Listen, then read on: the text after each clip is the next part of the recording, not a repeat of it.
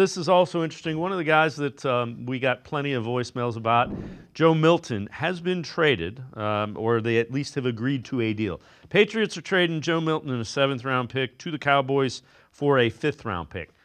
I bring this up not because of Joe Milton, but if Joe Milton is a pick swap for a 5th round and he's young and kind of ascending, if the Falcons expect anything other than like a 7th-round pick for Kirk Cousins, they're crazy.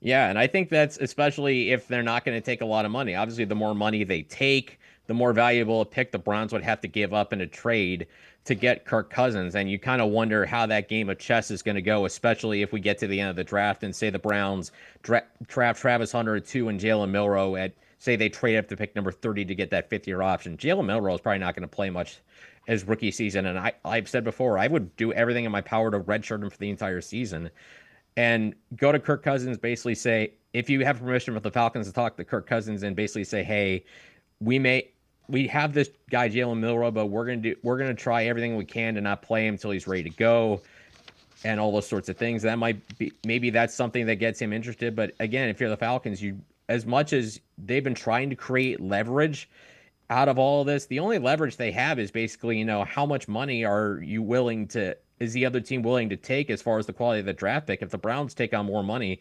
maybe they only give up a 5th or like a 6th-round pick at best. And if again, it's kind of that, it's a scale almost of money Atlanta takes on to the pick that the other team would get in a Kirk Cousins trade. So it's an interesting balance to take there.